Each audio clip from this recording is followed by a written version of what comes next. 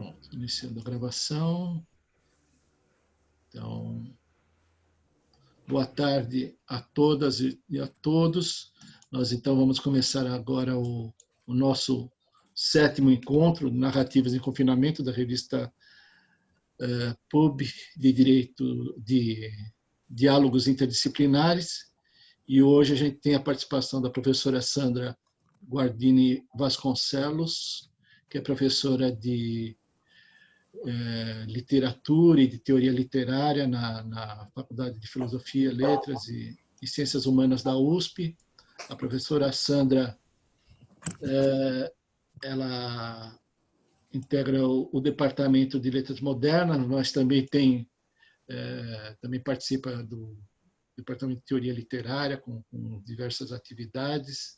É especialista em literatura inglesa, mas também literatura brasileira, especialmente o Guimarães Rosa, certo, Sandra? E ganhadora do... Oi, amor. Eu estou numa... Tudo bem? Pedi para a Isileide desligar o seu microfone, que está... Obrigado. Vencedora do Prêmio Jabuti, né, com um livro sobre o Guimarães Rosa, certo? Não, foi o de introduções de obras de literatura inglesa. Foi a formação do romance inglês. Sim, exato.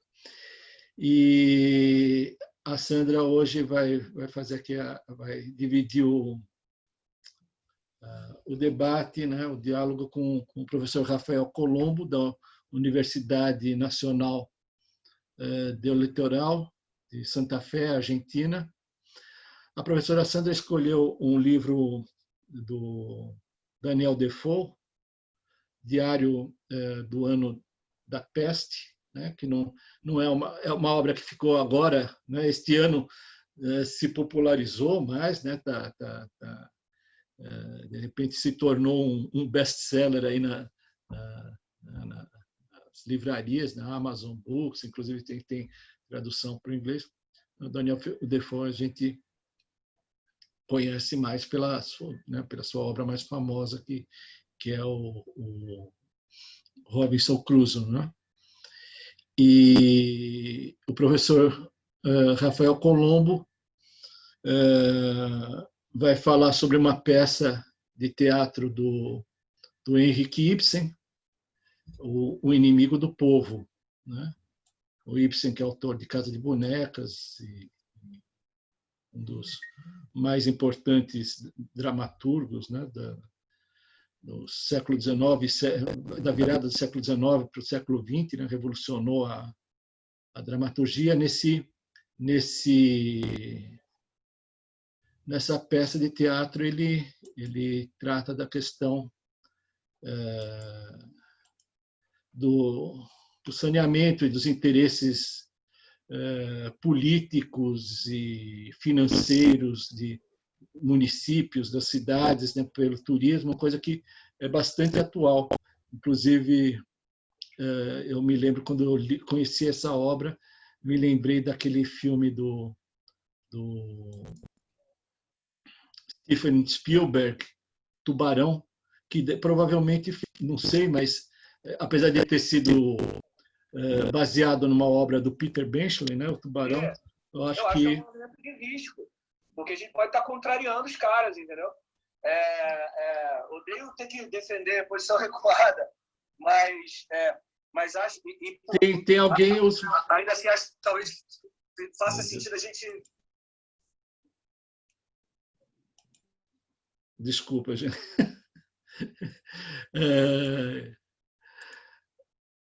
Eu falava aqui da obra do Henrik Ibsen, que possivelmente influenciou o livro e o filme do Spielberg, o Tubarão, porque tem muita semelhança essa questão aqui dos interesses financeiros em jogo para impedir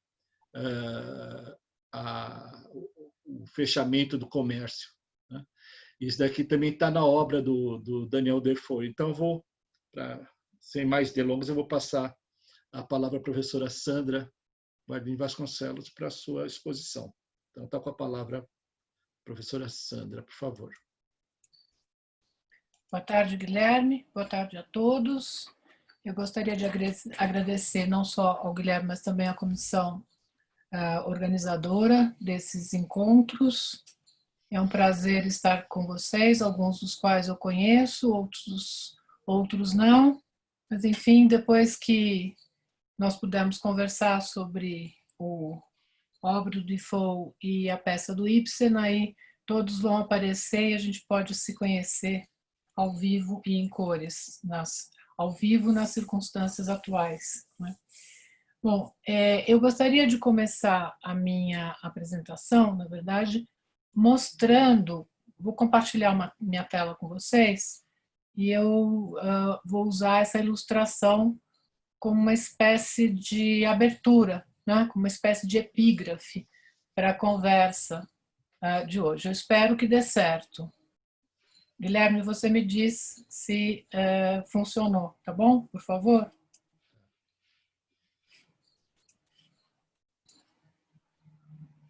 Sim?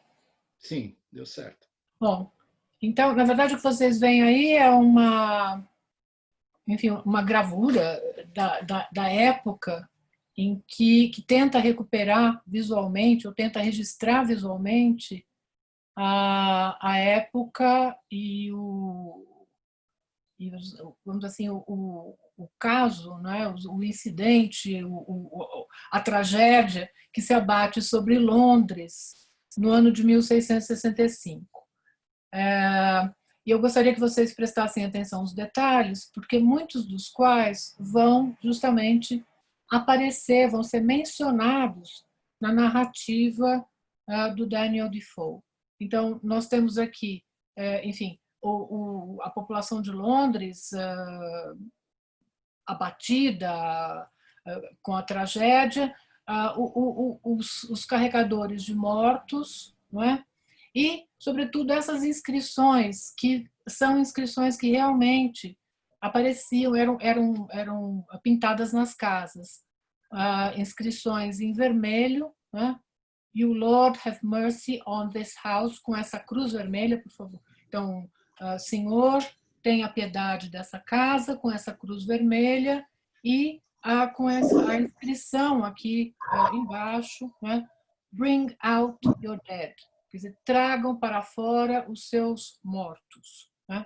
Então, eu penso que essa é uma imagem, além da fogueira, que era também uma espécie de tentativa, vamos dizer assim, né, de queimar, purificar o ar. E essa fogueira era feita com vários ingredientes, inclusive enxofre, na tentativa de purificar o ar, né, de matar a bactéria que circulava pelo ar.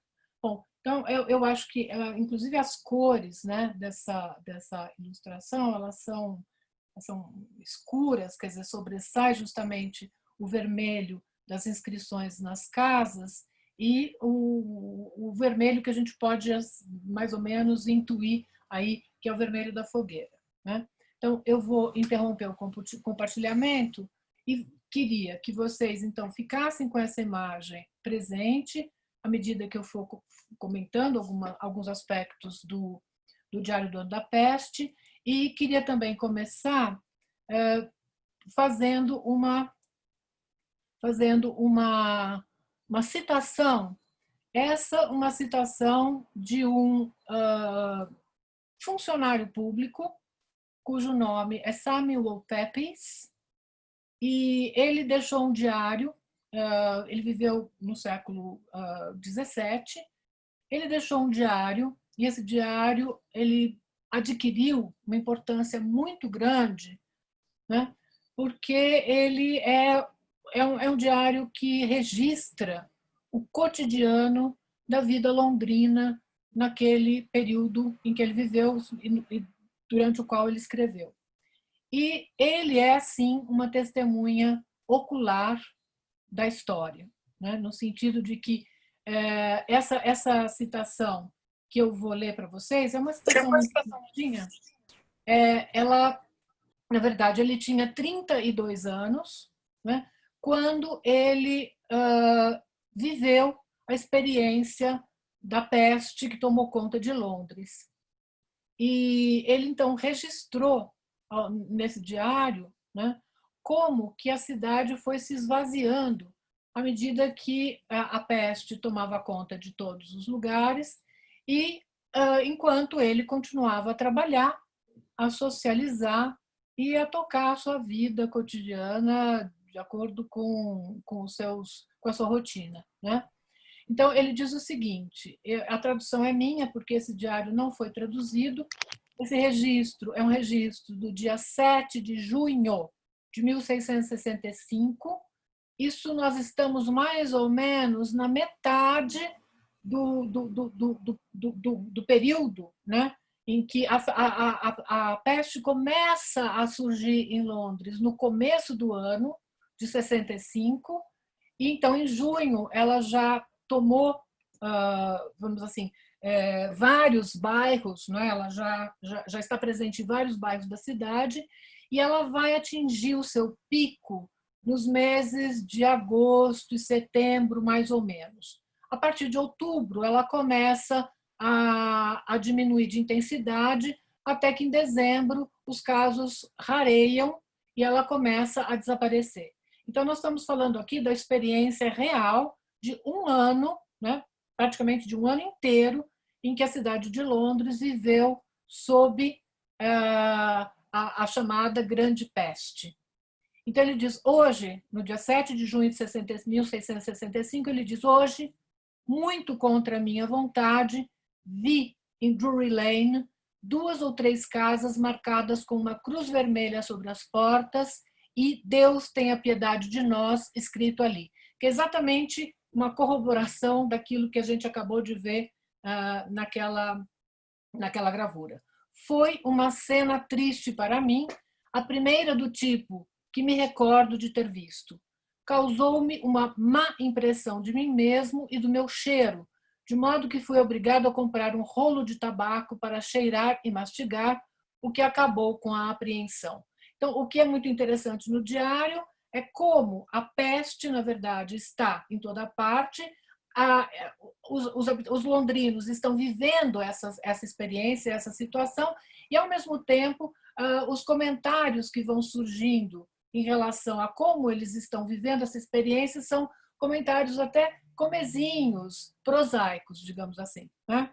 Bom, o que nós sabemos é que essa peste foi trazida, chegou em Londres por meio dos ratos que vinham nos porões dos navios e que atracavam ali em Londres, e ela se disseminou pela cidade graças às pulgas dos cães e gatos, né?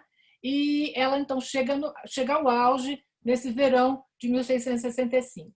Existem cálculos de que a peste teria, bom, os registros da Prefeitura de Londres indicam que alguma coisa como em torno de 68.596 pessoas morreram durante a epidemia, embora o número real de mortes suspeita-se que tenha sido muito maior do que 100 mil mortos, de uma população que naquela época se estimava em Londres em torno de 460 mil pessoas. Se nós estamos falando aqui de 25% da cidade, né, que é morta, assim, morre por causa da epidemia.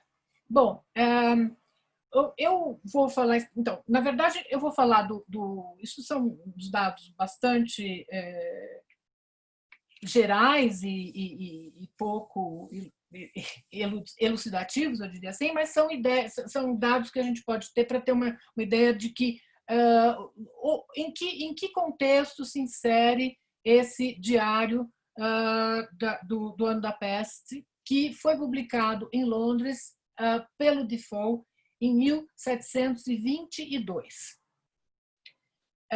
Bom, eu preciso dizer que o Daniel Defoe tem, ou tinha, né, até mais ou menos 1718, 1719, apenas uma atividade muito intensa no jornalismo. Ele foi diretor de algumas revistas importantes, foi alguém que teve uma produção de panfletos e de artigos muito grande, muito prolífica. Em 2 horas. Em 2 horas. Muito obrigada. Eu poderia pedir, por favor... Gisele, por favor, você pode desligar o microfone? Tinha entrado, perdão. Obrigada. Bom, então, o Defoe, na verdade, começa a sua atividade como romancista em 1719, com a publicação justamente do Robinson Crusoe, que é a obra ficcional dele mais famosa. Agora, o que eu gostaria de dizer, também não posso entrar muito em detalhes, mas desde o Robinson Crusoe, justamente nós temos, no caso do Defoe, uma espécie de combinação, uma espécie de mistura, de mescla entre o relato ficcional e o relato jornalístico. Essa experiência do jornalista, ela, na verdade, acaba sendo, de uma certa maneira, incorporada nos relatos ficcionais do Defoe, sobretudo nessa obra aqui, esse Diário do Ano da Peste, né, em que, na verdade, o Defoe narra esses acontecimentos, quer dizer, ele cria um narrador para esses acontecimentos, quase como se esse narrador fosse um repórter, né? Um repórter que está registrando a experiência dele da praga que se abateu sobre Londres naquele ano de 1665. Em 1665, Defoe tinha cerca de 5 anos, ele tinha em torno de 5 anos de idade. Portanto, ele não poderia ter, sob forma alguma, né, uma memória viva daqueles acontecimentos. Bom, esse diário, então, cria esse narrador, que aparece ao final, identificado apenas com 2 iniciais, H.F. E existem algumas conjecturas a respeito de quem seria esse HF. Há algumas, enfim, algumas suspeitas de que esse HF poderia ter sido um tio do Defoe, porque o nome original da família é Foe. O Defoe foi, na verdade, uma espécie de... O D que aparece no Defoe foi um acréscimo posterior. Então, seria um tio cujo nome era Henry Foe e que seria, portanto, um morador de Londres que supostamente, né, teria deixado diários a partir dos quais o Defoe reconstruiu essa experiência dessa figura que não se sabe exatamente, quer dizer, uma figura histórica, mas que não se sabe exatamente se foi isso, né? Existem enfim, há uma espécie de sombra em relação, não existem dados comprovados a respeito de qual teria sido, de fato, a origem desse relato que ele recupera, né? O que ele reconstrói. Bom, o que esse diário, então, nos traz? Ele mapeia, na verdade, a disseminação da peste em Londres, passo a passo, né? Bairro a bairro, paróquia a paróquia, né? Vai com uma espécie de contabilização, desculpe a palavra, vai contabilizando semanalmente os mortos e ele vai expondo o custo humano dessa epidemia, né? Então, ele vai... E o sofrimento que essa epidemia traz para os habitantes de Londres, né? Então vamos dizer assim, que muito do material, a gente vai, quem leu o diário deve ter prestou atenção nos boletins, né, que volta e meia são inseridos na narrativa com a contagem dos mortos, né? Esses boletins são boletins que efetivamente são dados atuariais, né? A partir dos quais o Defoe reconstrói ou constrói esse diário. são dados que, de fato, são registros da Prefeitura de Londres, que ele estudou, que ele pesquisou e que ele, digamos, incorpora nessa narrativa para, a gente poderia dizer que para dar a essa narrativa para emprestar alguma autenticidade a essa narrativa, né? Então, digamos que as evidências que nós temos, então, a respeito desse diário, só lembrando, então, seria, de um lado, portanto, os diários dessa figura, desse HF, né, que seria, então, esse parente do Defoe, que sobreviveu à praga e, portanto, deixou esse registro, e, por outro lado, esses registros, esses boletins semanais, que são documentos históricos a respeito dessa pandemia, com a contagem dos mortos, né? Bom, aí nós temos um problema em relação a isso, porque o livro, digamos assim, é, ao mesmo tempo, uma reconstrução, uma reconstituição histórica e uma construção ficcional. Ele tem esses dois aspectos, e por isso que eu lembrei antes, né, o estatuto, vamos dizer assim, de jornalista e de ficcionista do próprio Defoe. É como se ele tivesse também reunido nesse diário essas duas vertentes da sua experiência como escritor, né? Ele então nós temos que tomar um pouco de cuidado para aparecer alguma coisa aqui na tela. Bom, desculpa. Nós temos que também tomar um pouco de cuidado para não tomar esses dados numéricos, quantitativos, ao pé da letra, né?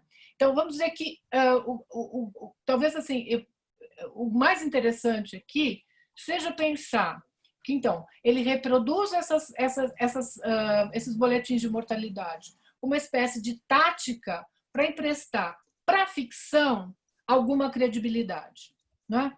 Porque e ainda assim, esses dados numéricos, eles são, até certo ponto, ou existe uma sugestão ao longo da narrativa, né, de que eles também eles têm uma natureza fictícia, não ficcional, mas fictícia, porque eles, assim, o narrador, esse H.F., sugere várias vezes, né, na sua narrativa, que eles não são confiáveis, que esses dados numéricos não são confiáveis, eles são falsos, né? E o que, de uma certa forma, faz com que essa narrativa seja ambivalente, né, nesse sentido. Nós não poderíamos tomar esses dados como dados absolutamente confiáveis, né? E o que interessa aqui, então, na verdade, é essa combinação desses dados que se pretendem formais, que se pretendem objetivos, que se pretendem dados muito frios, né, números, com esse relato subjetivo e diríamos que atravessado por um sentimento de compaixão, por um sentimento de simpatia desse narrador pelo sofrimento das pessoas a respeito das quais ele narra, né? Então, existe, portanto, uma espécie de combinação de uma visão objetiva, que esses números pretendem conferir à narrativa, junto com um olhar subjetivo de quem viveu a experiência da pandemia e que está registrando essa experiência dessa perspectiva muito pessoal. O que explicaria, inclusive, a inserção de várias histórias, né, de vários casos que o H.F. vai inserindo na narrativa, né? Ele vai contando alguns casos, nós vamos encontrando, não, claro que existe a massa, né, que está vivendo sob o impacto da epidemia. Então, e essa massa, enfim, pensada como os moradores de Londres, né, ou os moradores de determinados bairros de Londres, porque a peste, na verdade, ela não ataca a cidade inteira ao mesmo tempo. Ela chega, né, por um lado da cidade e só depois é que ela vai se espalhando por outros bairros.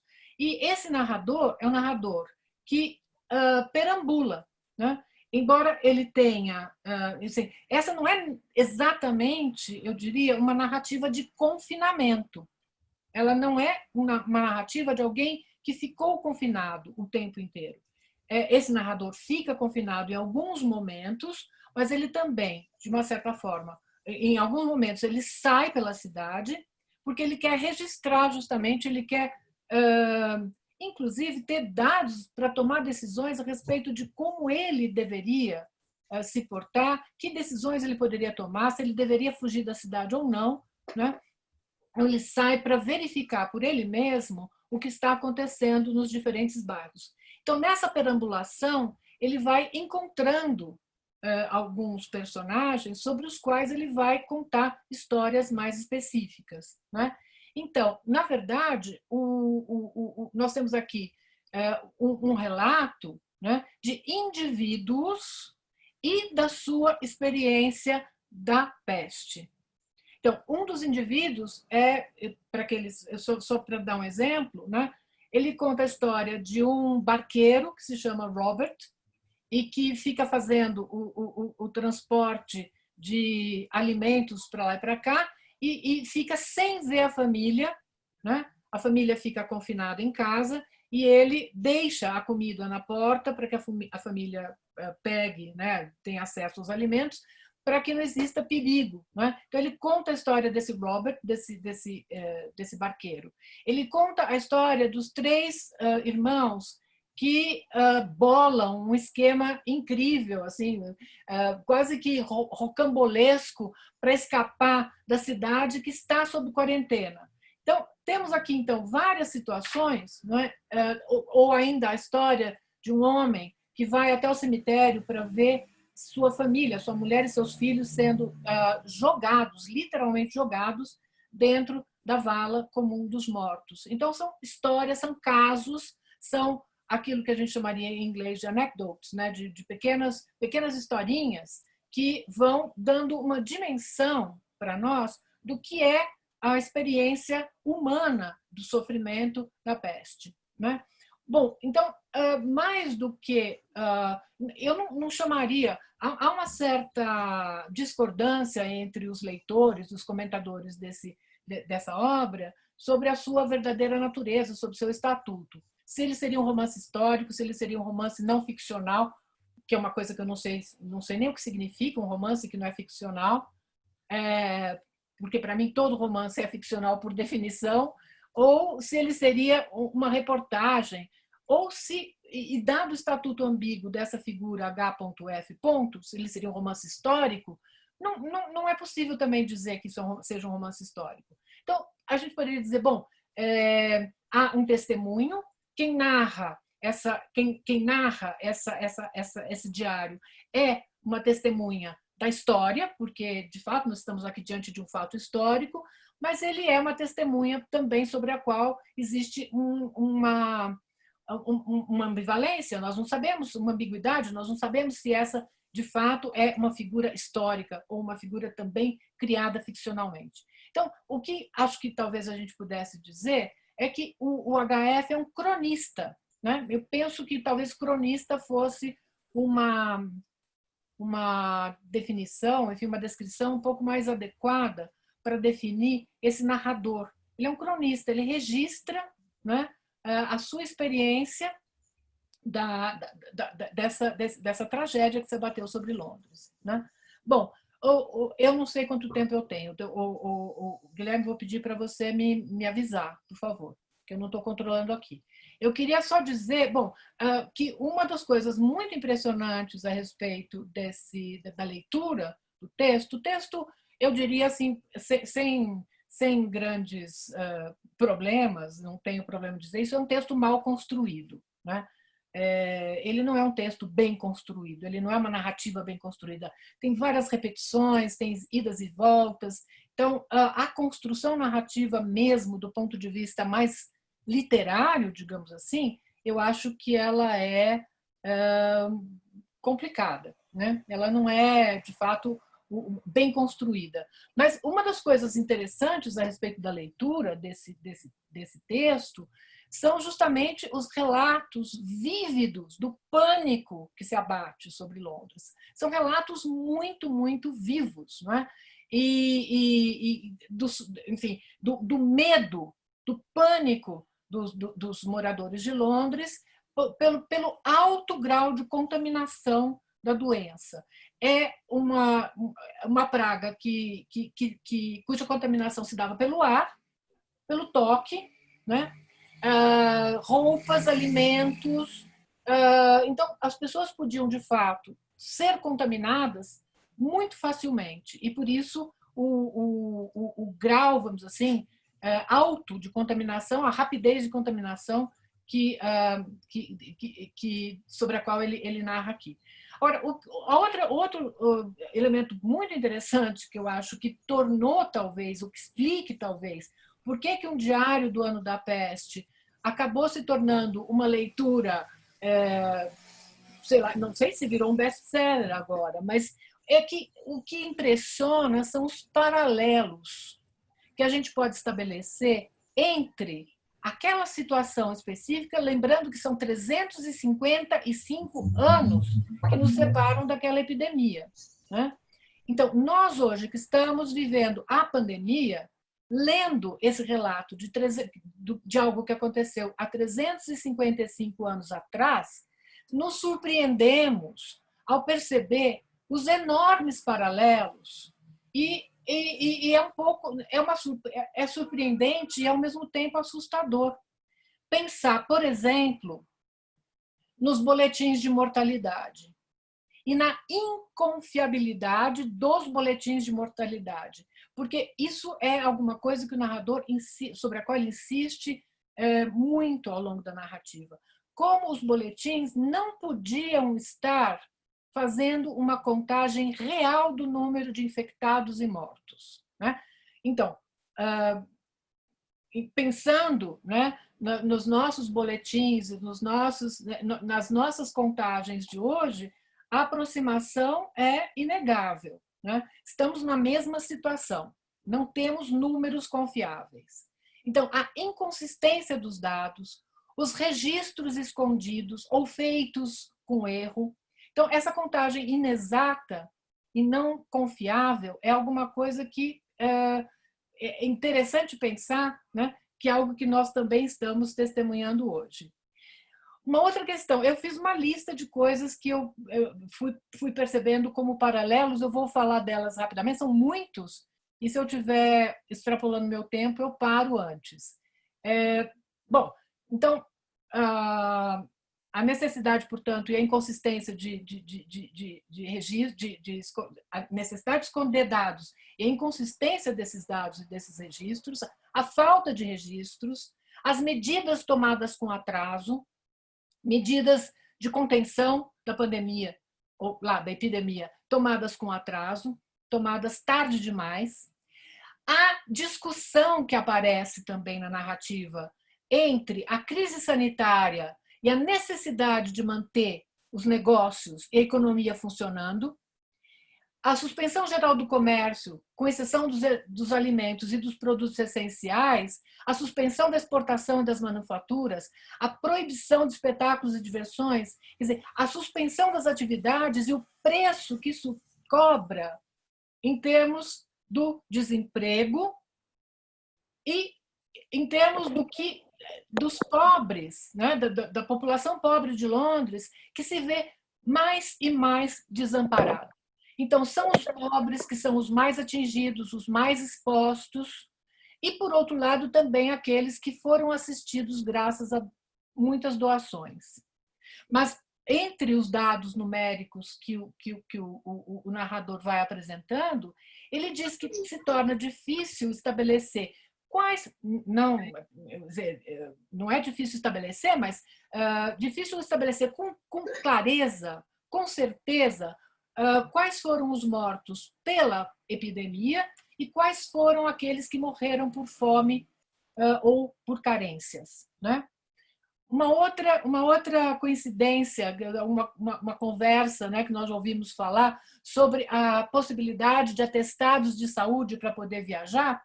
Esses atestados de saúde, eles eram emitidos naquele momento. Havia certificados de saúde que permitiam que as pessoas pudessem circular, né?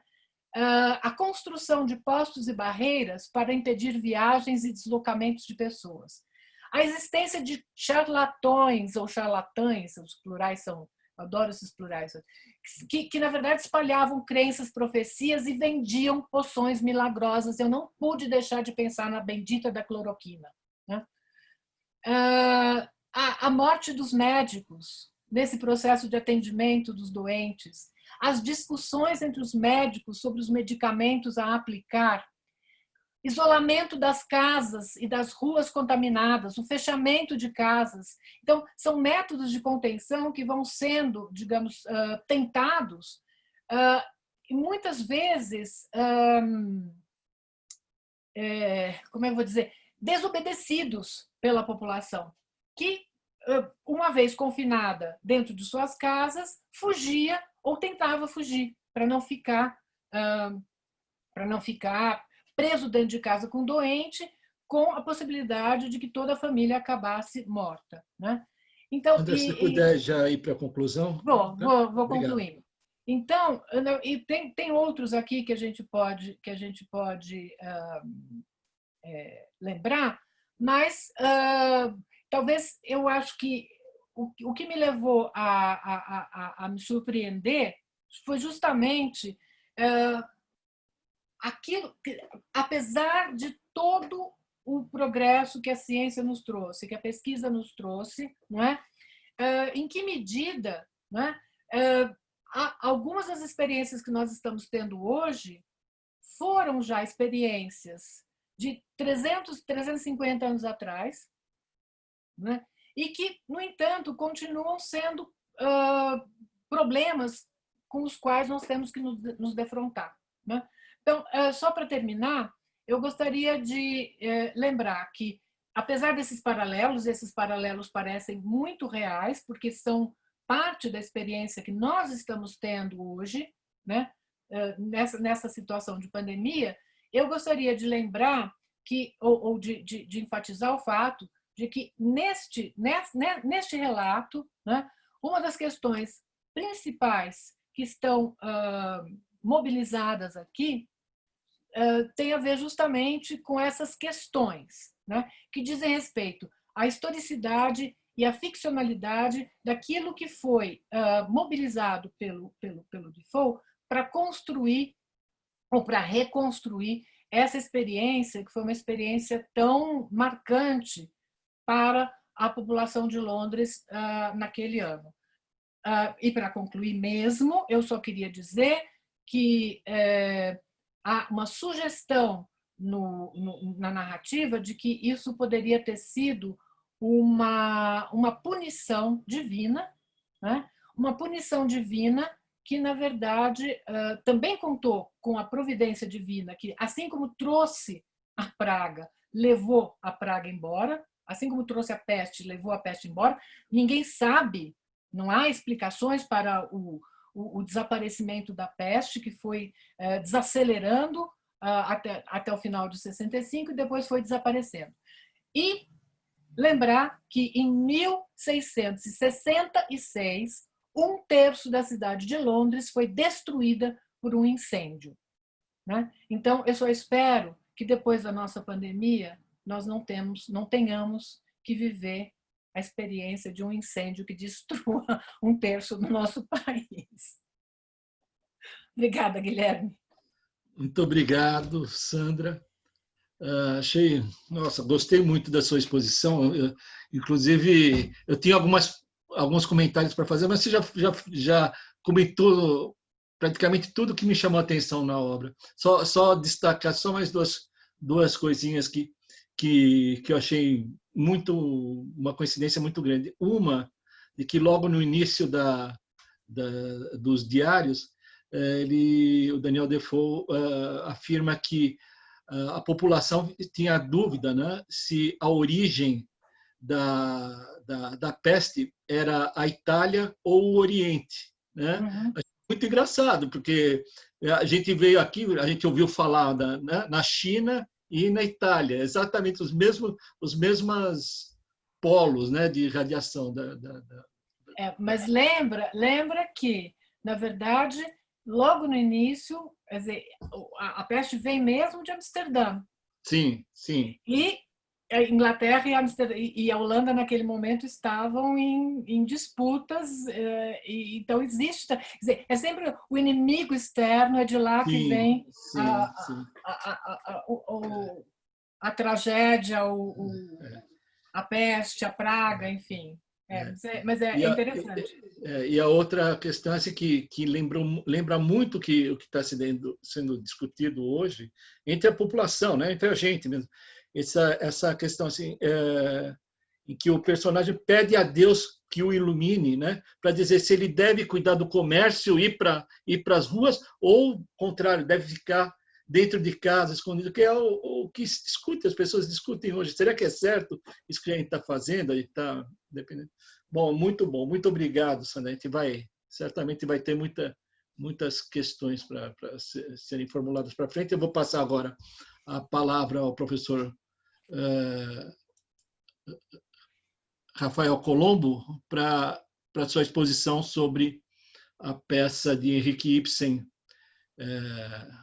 O Inimigo do Povo. Com a palavra, professor Rafael, por favor. Muchas gracias por sua presencia. Está con la palabra. Bueno, muy buenas tardes. Muchísimas gracias, Guilherme, por la invitación, por toda la energía que le has puesto vos y muchos otros colegas de otras universidades de América Latina a este espacio, que la verdad que es muy interesante para un poco redefinir lo que está ocurriendo en estos últimos meses en relación a la pandemia y para también poder encontrarnos y reflexionar sobre lugares que quizás no son tan habituales para el campo jurídico. Particularmente a mí y también a Valeria Berros, que fue de alguna manera el nexo con vos, Guilherme, en relación a mi involucramiento en este tipo de actividades. Desde hace muchos años tenemos ganas de tratar de darle profundidad o continuidad a este tipo de reflexiones que tratan de plantear intersecciones entre el derecho, la literatura y el cine. Y bueno, sin más introducciones, como decía Guilherme, la idea es que podamos dialogar muy brevemente en relación a esta obra de Henrik Ibsen, que ya habíamos presentado oportunamente hace algunas semanas en uno de los primeros encuentros introductorios de este espacio tan lindo. Decía que entonces vamos a hablar de Un enemigo del pueblo, que es una obra de teatro del año 1882, escrita por este dramaturgo noruego reconocido a nivel internacional, quizás uno de los más importantes de la historia.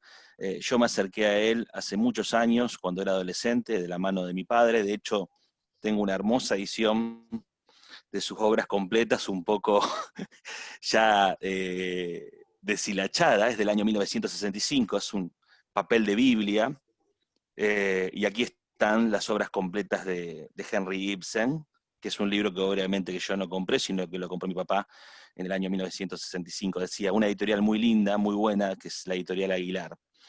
En esta edición, por supuesto, tenemos Un enemigo del pueblo, pero tenemos todas las obras de Ibsen y tenemos también un interesantísimo estudio introductorio que trata un poco de contextualizar la obra de este autor y situar los momentos. Ibsen no siempre fue un autor que se caracterizó por tener una homogeneidad temática o estilística a lo largo de toda su obra, sino que se las puede dividir según los especialistas en algunas etapas.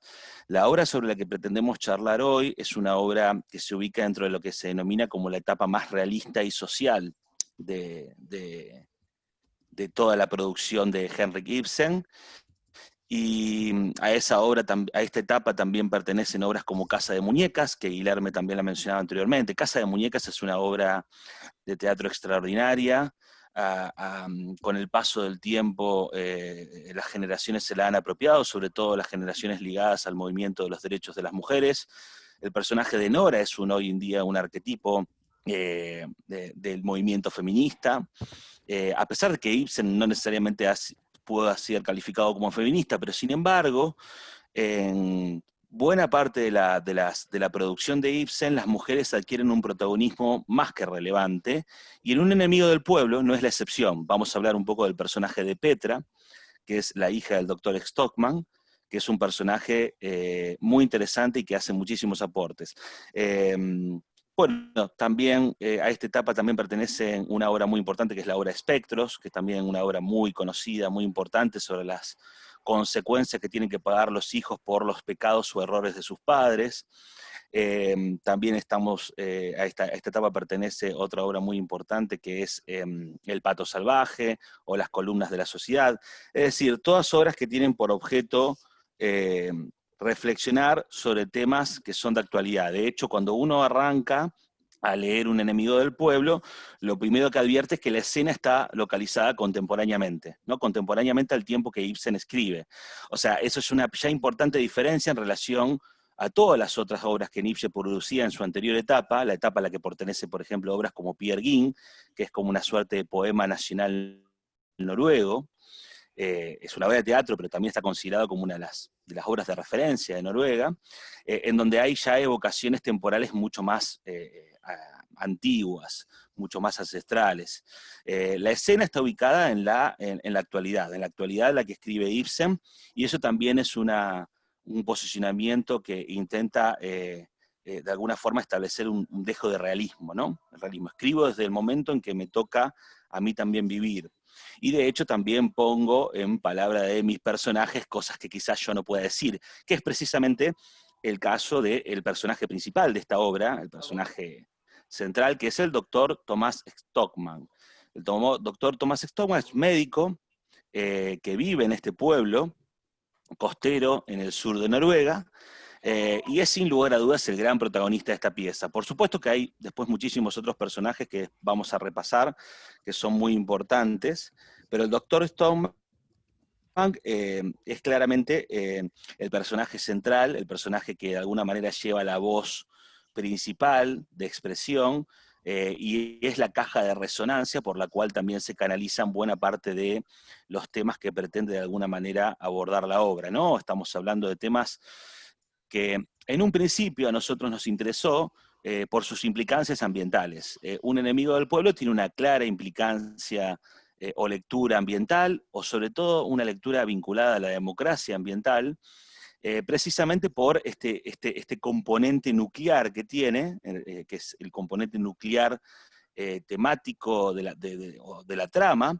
que es precisamente esta situación por la cual atraviesa este pueblo, que a partir de un informe de una universidad que da cuenta de que las aguas del balneario de la ciudad donde viven todas estas personas, incluida la familia del doctor Stockman, están contaminadas, todas las repercusiones que ello tiene al interior del poder político de esa comunidad, al interior de la prensa liberal, al interior de la propia ciudadanía, al interior de las distintas organizaciones intermedias que son tan típicas de las sociedades escandinavas de aquel momento, ¿no? Estamos hablando de las sociedades de propietarios, las sociedades de ciudadanos, las sociedades de moderación que intentan de alguna manera combatir el flagelo del alcoholismo en aquellos contextos, y entonces esa implicancia ambiental, esa implicancia ligada a la democracia ambiental, quizás es como una primera lectura central que podemos hacer de esta obra de Ibsen, a partir de esto, ¿no? Esta situación, ¿no? Estamos hablando de una obra que gira, de una trama que gira en torno hacia una denuncia,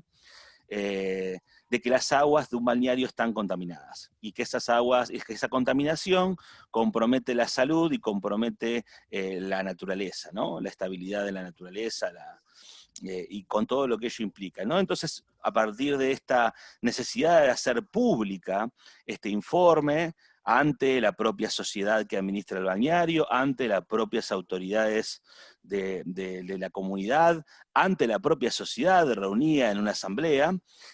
Bueno, los problemas y el derrotero completamente absoluto que recae finalmente sobre Thomas Stockman, médico denunciador, comprometido con la verdad, comprometido con la justicia, y bueno, y las consecuencias que trae, decía, para él y para su familia, que son consecuencias desastrosas. La obra está dividida en 5 actos, como buena parte de las obras de teatro de Ibsen y de aquel momento, y según se comentan algunos especialistas, está basada en hechos reales, ¿no? Eso también es un dato interesante.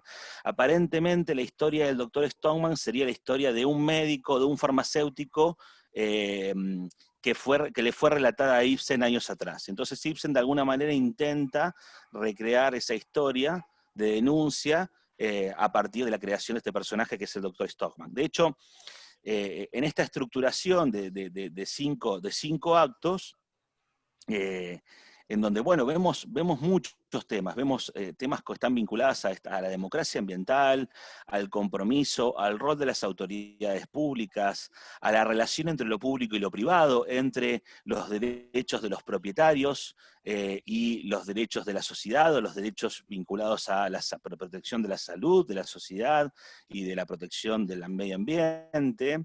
Vemos también las implicancias que tiene en relación al ejercicio del periodismo y de la libertad de expresión, del compromiso que existe por exponer la verdad, y por supuesto en estos 5 actos los vemos estructurados estos temas, o los vemos abordados a estos temas en distintas situaciones.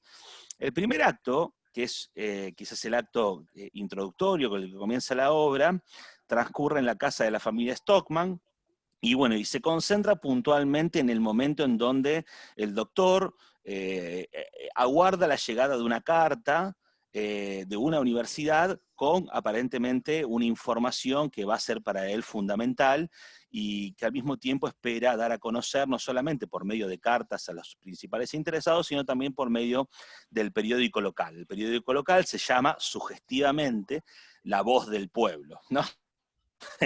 Y ahí vamos a ver a los principales personajes que giran alrededor de ese periódico local, ¿no? Vamos a ver pues, básicamente a Hofstad, que es el director de La Voz del Pueblo, y cómo se va relacionando con el doctor Stockman. Entonces, hay mucha expectativa en este primer acto en relación a este informe, y bueno, finalmente esa carta llega, el doctor Stockman la recibe, y bueno, puntualmente la carta confirma la sospecha del doctor Stockman, que en el balneario hay un foco de infección, que es un sepulcro blanqueado, que las aguas son peligrosas para la salud, que todas las inmundicias del valle y de los molinos van a parar a las cañerías, envenenan el líquido y tanta porquería, todas esas inmundicias desembocan en el mar y en la playa. También comenta que ese informe está ligado, o ese informe se originó a partir de que el doctor mismo, que es el médico del balneario, es el médico contratado por el balneario, había detectado una serie de casos de tifus y de fiebres gástricas entre los bañistas. Al principio pensó que esas fiebres provenían de otras personas que visitaban el balneario. Aclaro que el balneario es también al mismo tiempo una de las principales actividades económicas y lucrativas del pueblo, ¿no? Es una fuente de ingresos muy importante para el pueblo, y por lo tanto hay muchísimo interés en los principales dirigentes locales y en la comunidad en relación al rumbo, al destino de ese balneario. Y al mismo tiempo decía que a partir de que el doctor detecta estos casos de tifus y estas fiebres drásticas, manda analizar a la universidad cantidades de agua, muestras de agua potable y muestras de agua del mar. Y bueno, cuando llega ese informe, lo que hace es básicamente confirmarse la hipótesis que tenía el doctor, de que efectivamente hay unas grandes cantidades de infusorios en el agua y que por lo tanto el uso del balneario, tanto interno como externo, es decididamente peligroso para la salud de las personas y por supuesto con todos los daños que ello implica a nivel ambiental. Inmediatamente cuando se da a conocer esta situación, en la casa del doctor Stockman, donde asisten estos personajes que empezamos a conocer, que son, bueno, les decía Hofstad, que es el director de La Voz del Pueblo. Otro personaje importante es Billing, que es uno de los principales redactores de ese periódico.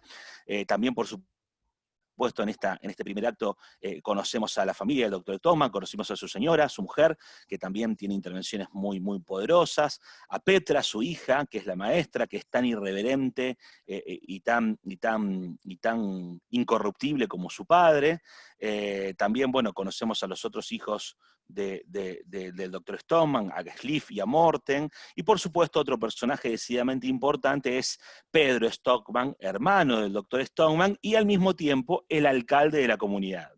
Lo cual también da cuenta de un denominador común a lo largo de buena parte de estas obras de Ibsen, que es que los conflictos políticos o los conflictos que están a través, que la naturaleza política de estos conflictos también invade o atraviesa el espacio doméstico familiar. O sea, hay una clara intersección entre lo que son las tramas y las relaciones familiares y las implicancias políticas que tienen esas relaciones familiares, y por supuesto desde la adentro y desde la afuera.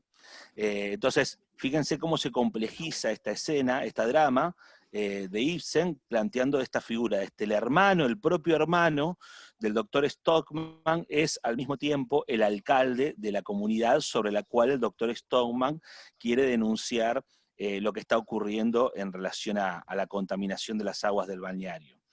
El segundo acto, bueno, está atravesado también por estas permanentes adhesiones, estas permanentes consideraciones que hay en relación a bueno, esta denuncia que quiere llevar a cabo el doctor Stockman. Las primeras adhesiones, que son adhesiones que realmente son contundentes, le dicen que él es un amigo del pueblo, él es una persona de bien, que lo que está haciendo no es ni más ni menos que dar a conocer la verdad. Al mismo tiempo, esa adhesión por parte del campo periodístico es una adhesión que está teñida por intereses que tiene ese mismo periódico en, de alguna manera, tratar de desarticular o desestructurar el poder político o el poder de los funcionarios. También en lo largo de la obra hay como una suerte de permanente referenciación al entramado clasista que transpira la comunidad. Los que provienen de la aristocracia, los que provienen de orígenes más humildes, los que pertenecen a clases trabajadoras, los que pertenecen a clase de propietarios, los que pertenecen también a esta élite política que de alguna forma, estos funcionarios burocráticos que conducen el pueblo. Ese ego clasista estaba de forma permanente también en boca de los principales personajes. Y entonces decía que este segundo acto, lo que estamos viendo fundamentalmente es cómo al doctor Stockman lo apoyan irrestrictamente, y por supuesto, una de las escenas fundamentales es la reunión que tiene con el hermano, en donde tienen que hablar de este descubrimiento que hizo el doctor Stockman. Ese es uno de los diálogos también más importantes de la obra, es un diálogo realmente muy interesante, porque no solamente estamos viendo el diálogo entre dos hermanos, sino que estamos viendo el diálogo entre un médico, un hombre de ciencia, y un hombre que proviene del campo de la política, que es un administrador, un funcionario elegido por el pueblo para llevar a cabo los destinos de esa comunidad. O sea, es un diálogo entre hermanos y al mismo tiempo es un diálogo entre un hombre de ciencia y un hombre que proviene del campo de la política. Por supuesto, el hermano lo primero que le plantea a Stockman es el reproche acerca de dar a conocer de manera irresponsable este informe sin prever todas las consecuencias que ello puede traer. Este informe, que adquiere como el estatus de prueba científica que de alguna forma el doctor Stockman espera antes de dar a conocer cualquier tipo de noticia pública en relación al balneario, choca fundamentalmente con los intereses que en boca del alcalde se expresan a través de, bueno, las consecuencias que eso tendría para el balneario y la sociedad del balneario, la pérdida la pérdida que implica eso en términos de turismo para la comunidad, el costo de las obras de saneamiento, que implicarían un poco cambiar las tuberías a las que refiere el doctor Stockman, que es la obra que habría que llevar a cabo para sanear el balneario, y al mismo tiempo esa obra que es una obra que tiene un costo realmente enorme, que se menciona en texto de aproximadamente unas 200.000 coronas, que era muchísimo dinero para aquella época, y al mismo tiempo el hecho de que la obra implicaría que el balneario esté cerrado durante 2 años. A partir de ese tipo de conflictividad y de debate que se genera entre este informe científico que dice que un balneario está contaminado y el costo económico y el costo social, básicamente el costo económico, que tendría de alguna forma tratar de llevar a cabo una respuesta que esté orientada a garantizar el saneamiento del balneario y al mismo tiempo proteger la salud de las personas. Ese es típicamente el conflicto que es típico de los conflictos ambientales, este tipo de tensiones y este tipo de debates.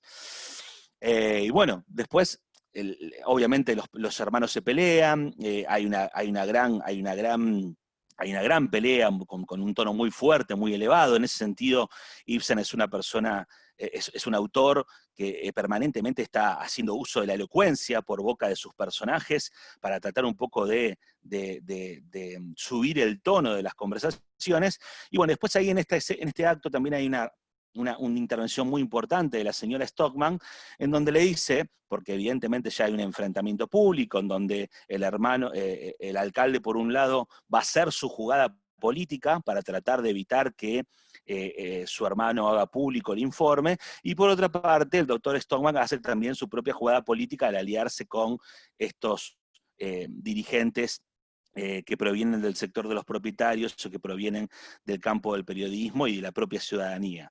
La señora Stockman le dice en un momento, Tomás, como que diciéndole que lo piense 2 veces antes de seguir avanzando, tu hermano tiene el poder. Y el doctor le responde, pero yo tengo la razón. Y la señora le vuelve a contestar, ¿y de qué sirve que tengas la razón si no tienes el poder? Ese es un diálogo extraordinario que sintetiza también esta problemática ligada, ¿no?, a la tensión entre el hombre de ciencia que posee de su lado la verdad científica o el conocimiento científico acerca de una determinada situación en la que está en juego la salud pública y el ambiente, y del otro lado el hombre de la política que tiene el poder, es decir, el poder de tomar las determinadas decisiones y al mismo tiempo el poder para también acallar o silenciar a esas voces que provienen del campo de la ciencia y que quieren de alguna forma dar a conocer una determinada situación. Bueno, el tercer acto es un acto en donde, bueno, hay una serie de intríngulis, salimos de la casa del doctor Stockman y nos vamos a situar a la redacción de La Voz del Pueblo, donde están estos personajes, donde convergen Horstad, donde convergen Billing, donde también se concurre el propio alcalde a hablar con los integrantes de la redacción del periódico. Bueno, también hay un personaje muy importante aquí, que es el personaje que sintetiza la relación o el choque entre los derechos de los propietarios y el derecho a la salud y el derecho al ambiente, que es Askesen, que es el representante de la sociedad de propietarios. Es el representante de la sociedad de propietarios que permanentemente hace alusiones a la idea de moderación. La moderación, dice, es la principal virtud cívica. Una moderación que decía que es como un denominador común de estas sociedades intermedias. O sea, la sociedad civil organizada noruega, que se de alguna forma estructura o descansa sus fundamentos a partir de la idea de la moderación y de la prudencia, ¿no? Decía anteriormente, estas sociedades tenían como objeto, de alguna manera, combatir el alcoholismo. Entonces, en el tercer acto, el alcalde hace su gran jugada política. La gran jugada política del alcalde es concurrir a la redacción de La Voz del Pueblo y decirles, básicamente, al director del periódico, al representante de la sociedad de los propietarios, que este informe, si se da a conocer, va a implicar que la propia comunidad tenga que pagar las obras de saneamiento, que el balneario se cierre durante 2 meses con todos los perjuicios que ello tiene, no solo para la comunidad, sino para los propios propietarios que están interesados también en que el flujo turístico continúe, y al mismo tiempo, en esa jugada política, lo que hace básicamente el alcalde es dejar solo a su hermano. Inmediatamente el director del periódico, el representante de la sociedad de propietarios, el propio redactor del periódico, que le habían planteado su apoyo incondicional al doctor Stockman se dan vuelta como una media. Es decir, los representantes de la clase baja que llega, que se expresa a través del periodismo, los representantes del liberalismo, de la libertad de expresión, se dan vuelta como una media y le quitan el apoyo al doctor Stockman y le dicen que no avance con la publicación o con dar a conocer ese informe. El doctor Stockman no les hace caso y llegamos al cuarto acto, que es quizás el más poderoso, el más extraordinario de esta obra, que es la asamblea. La asamblea nuevamente es el espacio donde se condensan las voces de la ciudadanía, del propio alcalde, del propio periódico, del propio doctor Stockman que concurre con su familia.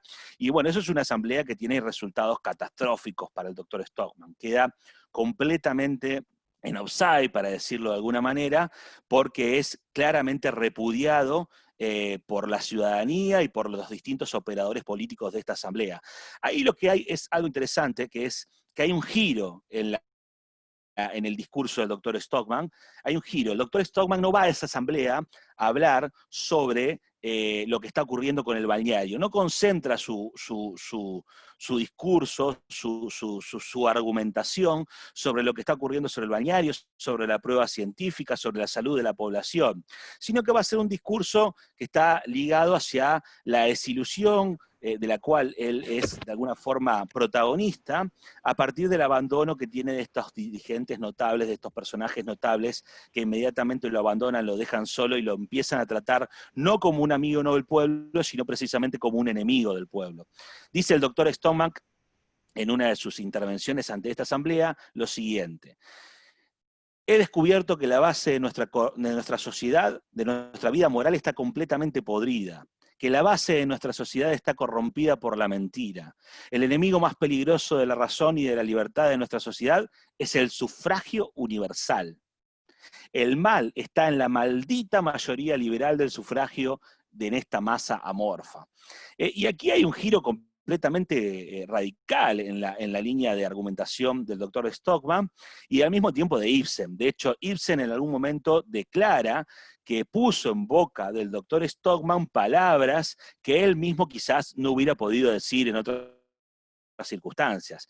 Y de alguna forma se impone a través del doctor Stockman el pensamiento o la perspectiva más aristocratizante que tiene Ibsen de la sociedad y la crítica del liberalismo, la crítica de la dictadura de las mayorías y en oposición a, de alguna manera, las minorías ilustradas, las minorías intelectuales, entre las cuales, por supuesto, se representa el doctor Stockman. Bueno, decía que las consecuencias, y con esto voy cerrando, las consecuencias son catastróficas para el doctor Stockman. Finalmente en la asamblea es injuriado, es abucheado, es completamente abandonado por la ciudadanía, por estos ciudadanos que se representan a través de distintas voces en esa asamblea, y lo declaran por unanimidad, salvo que no se haya contabilizado el voto del ciudadano borracho, que es un personaje que deliberadamente se incluye en esa asamblea también, un poco para descalificarla, un poco ese es el objetivo de Ibsen. Casi por unanimidad lo declaran al doctor Stockman un enemigo del pueblo. Bueno, y el acto quinto es el acto en donde vemos cuáles son las consecuencias catastróficas, decía, para la familia Stockman. La casa de la familia Stockman es apedreada, le rompen las ventanas, el propio casero de la vivienda que alquilan les comunica que tienen que abandonar la vivienda y buscarse otra casa. Su propia hija Petra es despedida. Petra, que decía anteriormente que es un personaje que es casi simétrico en su caracterización al de su padre. Fíjense qué interesante, porque esto es algo propio de la inserción de las mujeres en el campo laboral. Petra es maestra, Petra es una maestra de una escuela, y ella es inmediatamente despedida luego de esa asamblea como consecuencia de lo que pasa con su padre, el doctor Stockman. Horster, amigo de la familia, el único amigo que le queda a la familia, también es despedido, el capitán de su barco. Sus hijos tienen que volver antes de la escuela porque tuvieron una riña, y el director de la escuela les dice que sus hijos no vayan a la escuela durante algunos días porque ello es peligroso. Y bueno, y el mismo hermano del doctor Stockman le comunica que es despedido como médico de la Sociedad del Balneario, que su reputación está completamente arruinada y que prácticamente no va a tener ningún paciente en el futuro inmediato próximo. Y también al mismo tiempo le recomiendan que abandone la ciudad. Entonces, y esto para cerrar, sin perjuicio de que también hay un intríngulis en relación a una herencia, pero que no tiene sentido a lo mejor que lo comente en este momento, para cerrar un poco, sin perjuicio de que un enemigo del pueblo no es estrictamente una narrativa de confinamiento, se me ocurrió, leyéndola, y sobre todo leyendo el final, que es un final realmente hermoso, muy elocuente, que sí podría ser a lo mejor una narrativa del confinamiento del alma de las personas, y particularmente del alma del doctor Stockman. El doctor Stockman, hacia el final, en este cuadro de situación que les describía anteriormente sobre las consecuencias que recaen sobre él y su familia, les cuenta un secreto, les dice a la familia, acérquense que tengo un secreto, porque es probable que sea uno de los hombres más poderosos del mundo. La familia lo mira asombrado diciéndole, ¿cómo puede ser que vos te consideres el hombre más poderoso del mundo? Y le dice que les va a contar el secreto, que les va a contar la razón por la cual él se considera el hombre más poderoso del mundo. Y les dice que el hombre más poderoso del mundo es aquel que está más solo. Entonces, de alguna manera, este confinamiento, si podríamos decirlo de alguna manera, es un confinamiento del alma del hombre de ciencia, que se queda completamente aislado, que se queda completamente abandonado por la sociedad ante, bueno, una verdad que esa misma sociedad y los distintos integrantes de esa sociedad no quieren escuchar, no quieren conocer, porque, bueno, afectan otros intereses que consideran intereses que están por encima de los intereses de esta verdad científica que pretende defender la salud y el ambiente de las personas. Bueno, disculpen si me extendí, muchísimas gracias por haberme escuchado. Muchas gracias, Rafael Colombo. Está totalmente dentro do prazo, do tempo fixado, e foi muito interessante sua exposição, muito pertinente, e apesar de não tratar diretamente da questão de confinamento, ela diz muito respeito ao tempo atual, né? A peça do Ibsen trata exatamente de uma questão que nós estamos enfrentando hoje aqui no Brasil, né? Que é o conflito entre o interesse econômico, comercial, né? E a saúde da população. Então, guardadas as diferenças entre uma contaminação da água, né? que é localizada, né? e uma epidemia, como no livro do Defoe, os dois têm muita proximidade, né? Tem muito a dizer com o tempo atual, né? Então, acho que as duas obras foram muito bem escolhidas pelos expositores e tem bastante para nos ensinar. Fazer só uma observação com relação à obra do Ibsen, que ela veio na sequência de Casa de Bonecas e da peça Espectros. E o Ibsen havia sido muito criticado, né? Ele apesar da grande qualidade da obra, da peça Espectros, que diz respeito também à saúde, especificamente à sífilis, né? Ela foi muito pouco, foi muito mal acolhida pela crítica. Então, muito das palavras do Dr. Stockman são palavras de ressentimento do próprio Ibsen, que estava magoado com a crítica que recebeu, né, pela sua peça anterior. Então, tem isso daqui, ele traz a questão para o âmbito do direito sanitário, do direito à saúde da população, mas tem esse componente, né, que é importante a gente levar em conta. Bom, eu vou passar a palavra aqui para os colegas que estão se inscrevendo. Eu vou aproveitar aqui só um momento aqui para fazer uma publicidade dos nossos próximos eventos. Nós temos deixa eu só pegar aqui um minutinho. Vou pedir para passar. Vou compartilhar aqui uma tela, né? Então eu teria que pedir para o Rafael tirar a sua tela, né? Vamos ver aqui se eu consigo. Guilherme, Sim, yo quería compartir unas imágenes, ¿se puede? sim, pode. Pois não.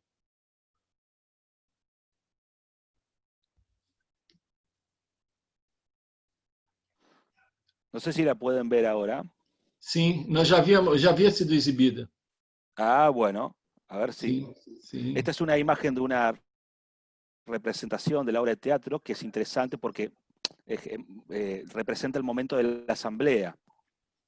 Y el personaje de la galera es el personaje del alcalde y el personaje de traje, que no tiene galera, es el doctor Stockman. Después está la versión de la película de Steve McQueen, no sé si la están viendo ahora también. Sim, estamos. También, bueno, otras representaciones muy interesantes de aquí en Argentina, de la obra de Un enemigo del pueblo. Bueno, acá hay una, una imagen que me pareció muy pertinente para estos momentos, que bueno, que juega un poco con la versión que hizo Arthur Miller en 1950 de Un enemigo del pueblo. Arthur Miller seguramente lo conocen, es el dramaturgo norteamericano, autor de Las brujas de Salem, o de esta obra también de La muerte de un viajante. Bueno, pero son simplemente algunas imágenes que quería compartir para ilustrar um pouco a exposição.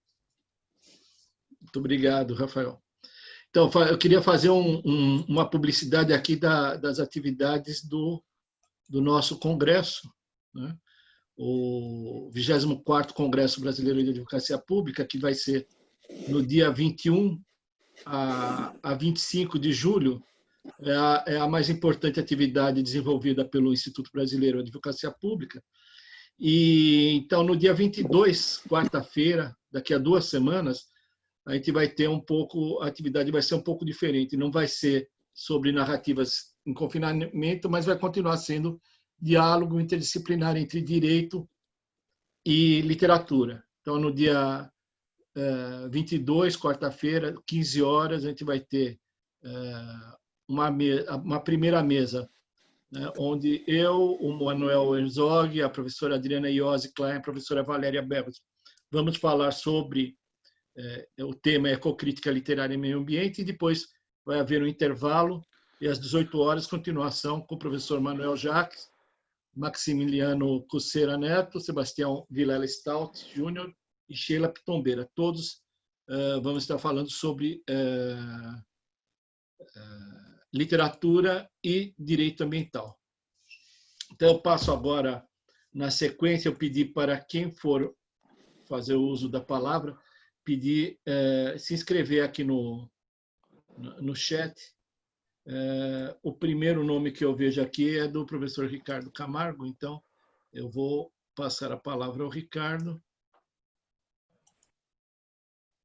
que pode fazer sua pergunta, Ricardo.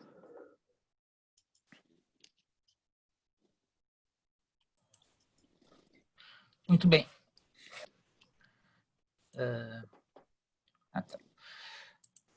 A pergunta que eu tenho a fazer, já parabenizando tanto a exposição... Está sem tela, Ricardo. Muito bem. A pergunta que eu tenho a fazer, já parabenizando tanto a professora Sandra Vasconcelos quanto o professor Rafael Colombo, diz respeito à peça Um Inimigo do Povo, que eu li quando ainda estudante na Faculdade de Direito, e tive a oportunidade de ver uma montagem aqui em Porto Alegre em junho de 1993. Então, o que eu gostaria de comentar é que a questão do conflito entre a conveniência econômica de um lado e a preservação da saúde de outro. A questão do cálculo econômico, algo muito importante nós lembrarmos, tendo em vista o prestígio que tem obtido nos últimos tempos, a chamada análise econômica do direito, que está praticamente virando um pan-economicismo de direita, né? Bom que se diga. A questão da verdade versus conveniência, que o Ibsen vai tomar em consideração mais adiante também, quando ele trabalhar no Pato Selvagem, o problema de um sujeito obcecado pela verdade, que acaba por destruir uma família inteira, que era fundada na mentira.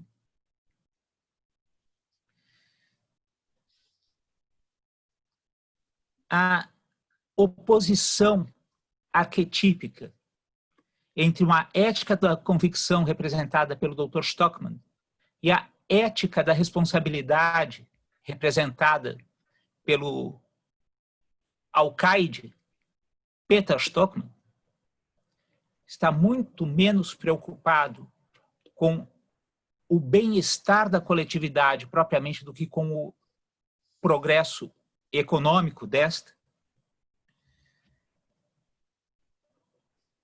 Por outro lado, paradoxalmente, Ibsen resolve fazer as pazes num determinado momento com o liberalismo do início do século XIX, falando que o mal está no sufrágio universal, enaltecendo o voto censitário, num certo sentido. Mas tudo isto que eu vim a trazer aqui, na realidade, vai apenas para espicaçar as suas observações em torno de todos esses temas, mas principalmente da caracterização da peça Um Inimigo do Povo como uma narrativa de confinamento, confinamento aqui já no sentido do ostracismo, isto é, do Dr. Stockman expulso da coletividade justamente porque não disse o que ela queria ouvir, mas sim o que ela não disse o que ela precisava ouvir. Então, este dado eu gostaria que fosse feita alguma explanação. Obrigado. Obrigado, Ricardo. Como nós fizemos da outra vez, para ter um melhor gerenciamento do tempo de exposição, eu passo a palavra para o segundo nome inscrito, é o professor José Luis Said. Por favor, José. Vamos ver se está con micrófono. Bueno, de nuevo felicito ahora verbalmente a los dos expositores, han sido interesantísimos sus relatos. Yo quería hacer un aporte a la exposición sobre Defoe con un comentario. Hay un autor argentino, Tomás Eloy Martínez, un gran escritor que ha fallecido, que escribió un libro que se llama Ficciones Verdaderas, cuyo interés es el siguiente. Ha tomado 10 o 12 libros muy destacados de la historia de la literatura universal, Macbeth, el diario del año de la peste, Los Tres Mosqueteros, Madame Bovary, etc., Bodas de Sangre, y hace la relación entre ese texto y el texto que le da origen. Es decir, ese texto está basado en algún otro que es su antecedente. Y lo que me parecía interesante era vincular el texto de Defoe con lo que cuenta Martínez, al cual les hace una pequeña introducción, un pequeño link entre los textos.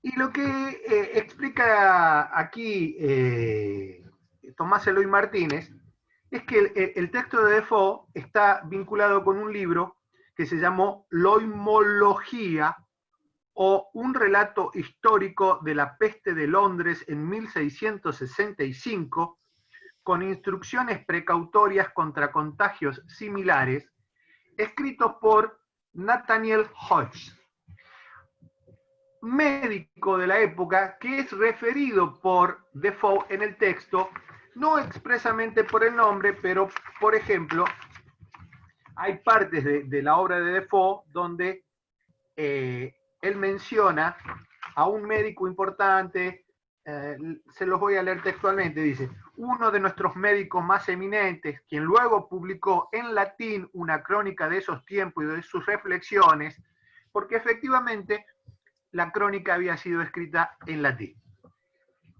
Esto me parecía interesante, que Defoe no hace una invención, Defoe trabaja recreando una crónica, y por eso Martínez dice: la escritura de esta crónica acaso sea el primer antecedente moderno de periodismo narrativo, pese a sus abundantes licencias de invención. Coincidió con una aluvión de otros relatos sobre la peste. Y el otro dato que me parecía interesante agregar es que Defoe vive la peste siendo muy pequeño, esto lo explicó la profesora Sandra, y luego cuando regresa a Londres se encuentra con el gran incendio, también esto fue explicado por la profesora, que deja en pie en la calle de Defoe solamente 3 casas, o sea, se quema a toda la ciudad. Pero no es esto, ninguna de estas dos experiencias es, según lo que explica Martínez, lo que lo lleva a escribirlo, sino que en 1720 y 1722, entre esos años, se había extendido enormemente el temor de que la plaga regrese a Londres. Y es ese temor de que la plaga podría volver a ocurrir de un momento a otro el que lo lleva a escribir esto. Y la última cuestión es que, tomando por base el libro de Hodges, Hodges se limita a hacer descripciones y conclusiones médicas. En cambio, Defoe da un paso más adelante y termina con consideraciones del tipo moral, éticas o religiosas, al punto que el párrafo final, quizás, de su texto dice que las personas habían empezado a relajarse en el cumplimiento de las pautas de restricción, porque decían si Dios, que estaban contaminados porque era una decisión de Dios, y si era una decisión de Dios que estuvieran encerrados o que estuvieran en libertad, era absolutamente lo mismo. Esto lo hemos escuchado, ¿no? En estos tiempos, en algunos de los fundamentalismos de las distintas iglesias, que dicen que, bueno, que Dios es el que va a decidir sobre la vida y sobre la muerte. Y entonces él dice, Defoe: lejos de mí empequeñecer el temor al juicio de Dios y el respeto por su providencia, que deben estar siempre presentes en nuestros pensamientos en ocasiones como esta. Sin ninguna duda, la visita de esta enfermedad en sí misma es en sí misma un castigo que el cielo impone a esta ciudad, esta comarca o esta nación en la que cae, un heraldo de su venganza y un llamado a esta nación, comarca o ciudad a la humillación y el arrepentimiento, según predicó el profeta Jeremías, y lo lee. Y para inspirar las debidas impresiones del temor a Dios en los pensamientos de los hombres, en ocasiones semejantes, y no para disminuirlas, es que he registrado estas crónicas. Aquí él trata de dejar el valor moral de estas crónicas para sembrar el temor a los malos actos que habrían dado pie a la peste. Nada más. Muito obrigado, professor José Said. A terceira pessoa inscrita aqui é a doutora Marie Madeleine Utira de Paula Lima. Nós tivemos outras intervenções, mas eu não sei se já foram, né, já foram totalmente preenchidas com a própria manifestação ou se querem usar a palavra. Se quiserem, eu peço que deixem seu nome registrado no chat. Passo a palavra a Madeleine, por favor. Boa tarde. As duas apresentações foram magníficas e elas nos fazem trazer os textos, as obras, para os dias atuais. E apesar de eles serem obras antigas, né, ambas, né, elas têm uma atualidade impressionante. E eu fico pensando, como a professora Sandra também mencionou, quer dizer, a ciência evoluiu, a tecnologia evoluiu, ambas evoluíram, e o ser humano continua com as suas raízes de insegurança, de falta de ética, falta de certeza, de busca de certeza. E eu perguntaria para a professora Sandra, no caso, como que um cronista descreveria o atual problema da pandemia? Quer dizer, com todo o progresso que a sociedade ocidental diz que conseguiu chegar, nós temos problemas básicos que remetem muito à época dessa peste bubônica. Continuamos com problemas de falta de fornecimento de água limpa, tratada, para a questão de higiene. E então, como que o cronista poderia descrever o dia de hoje? Se haveria tanta diferença em relação aos fatos da peste bubônica do livro, né, Um Dia, né, que foi descrito pela professora Sandra. E ao professor Rafael Colombo, eu faria uma comparação com essa questão toda da peça, né, da obra do Ibsen, com a questão da verdade científica e como que a verdade científica é negada até nos dias de hoje. Eu dou um exemplo. Quantas pessoas que procuram demonstrar a danosidade, né, o risco do uso de agrotóxicos na produção agrícola, e como essas pessoas são hostilizadas, elas são tratadas, ridicularizadas até, pelo interesse do agronegócio, daqueles que não são conscientes desses problemas, procuram destruir esses argumentos científicos. Então, é essa observação que eu estou fazendo. Obrigada. Obrigado, Madeleine. A professora Elizabeth pediu a palavra, não sei se ela ainda quer usar a palavra, porque em seguida... Quer complementar alguma coisa? Elizabeth Harcourt. Boa tarde. Não, obrigada. A Madeleine falou exatamente o que eu estava pensando em colocar. Então, agradeço, para não tomar o tempo, me repetindo o que já foi dito. Obrigada. Obrigado. Se não houver mais ninguém querendo usar a palavra, bom, eu só queria acrescentar aqui as perguntas que foram formuladas, pedir, se possível, ao professor Rafael, se ele poderia fazer traçar um paralelo entre a situação do livro, da peça O Inimigo do Povo e o famoso falo Carrasco, Matança Riachuelo, né? De Buenos Aires, que é muito conhecido, né? Uma decisão judicial muito conhecida e diz respeito diretamente à saúde pública. Eu passo, então, primeiramente à professora Sandra para responder as perguntas que foram formuladas, em seguida ao professor Rafael. Por favor, Sandra. Bom, eu nem sei se... eu não vou discutir, enfim, eu não vou responder, não vou comentar nada em relação ao Inimigo do Povo, porque eu acho que isso fica mais adequadamente respondido pelo Rafael. Eu não sei se o José Luiz chegou a, de fato, formular uma pergunta. Ele fez um comentário longo e muito interessante, retomando uma série de coisas. Sobretudo, eu diria, se eu compreendi o argumento, sobre essa relação entre a veracidade, a credibilidade, a historicidade, a ficcionalidade, que é um problema que aparece aqui nesse texto.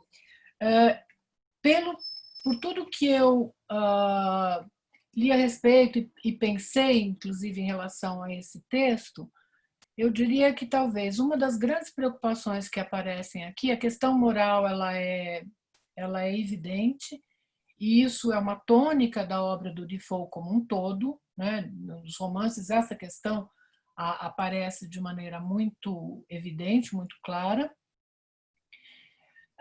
Mas aqui me parece que talvez o interesse maior, diria, né? Não sei se eu estou sendo, enfim, eu estou correspondendo ao espírito do texto, mas eu diria que talvez o interesse maior aqui esteja de fato nessa tentativa de recuperar uma experiência humana do problema, né? E existe aqui uma certa...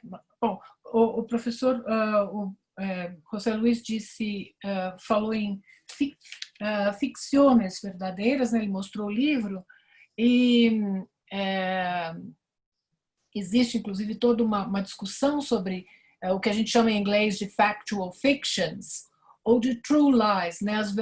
As mentiras que são verdade, as verdades que são mentira. Então, isso tudo é um problema, inclusive um problema que atravessa o livro todo como uma questão que o Defoe está colocando. A questão moral atravessa o livro todo, me parece que isso é um problema bastante evidente, mas eu diria que talvez a coisa mais importante aqui, que a maior verdade que talvez reforçar ou deixar clara, a maior verdade teria a ver com, primeiro, uma espécie de uma sugestão da resiliência dos londrinos, apesar do pânico, apesar da tragédia, apesar da quantidade de mortes, a resiliência dos londrinos diante do desastre, diante da epidemia. Acho que isso fica bem patente na leitura do texto. E, além disso, a sugestão de que esse relato subjetivo, essa visão subjetiva da epidemia, né, tal como ela está relatada aqui, ela, na verdade, talvez contenha uma verdade ainda maior do que aquela que é expressa pelos números, pelas estatísticas, pelos dados numéricos. Então, não sei se isso responde, mas seria um comentário sobre o comentário que ele fez. Em relação à pergunta da Madeleine, né? Marie-Madeleine? Isso. Pois é, eu acho que talvez o que seja assustador mesmo seja essa percepção que a gente tem. Se nós não tivéssemos muito presente a história, a passagem do tempo e tudo aquilo que foi conquistado pela humanidade do ponto de vista da ciência, né, da medicina, daquilo que foi conquistado em termos de vacinas e de meios para se contrapor a essas tragédias, as epidemias, as pandemias, ainda assim, né, a leitura do texto, de fato, nos dá a sensação de que o tempo não passou e que nós estamos vivendo, né, ou repetindo algo que já se passou, algo que já se viveu, sem ter armas para se contrapor, né? Então, interessante, eu diria que dos mecanismos, de tudo aquilo que foi usado positivamente para conter a epidemia, né? Os métodos de contenção, eles são os mesmos: o isolamento, o confinamento, proteção com lenço molhado na boca, que seria o correspondente às nossas máscaras.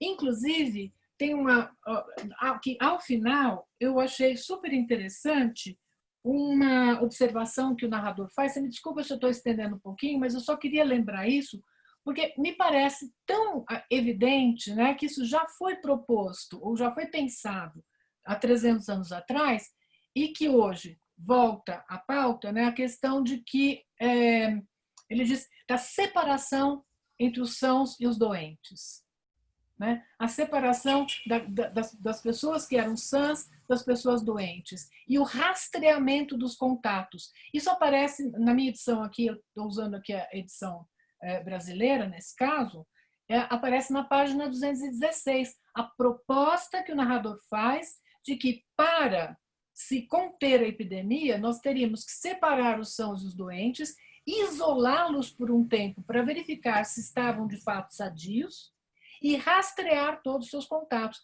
A sensação que eu tenho é que eu estou lendo os cientistas que escrevem nos jornais hoje e os quais nós lemos todos os dias, que propõem exatamente a mesma coisa.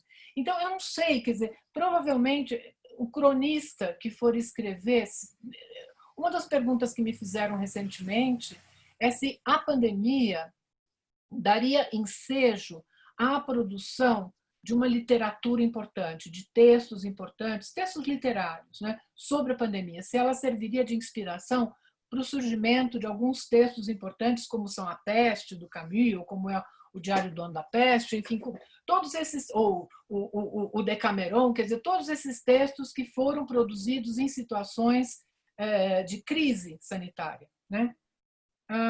Eu não sei responder. Então, eu não sei qual seria a crônica que seria escrita sobre essa pandemia que nós estamos vivendo agora. Mas se ela for uma crônica que se atente à experiência concreta que nós estamos vivendo, muito provavelmente grande parte desses temas que aparecem aqui no Diário do Ano da Peste aparecerão nessa crônica futura, que talvez um cronista observador se dispõe a escrever. Obrigada. Obrigado, Sandra. Professor Rafael, por favor.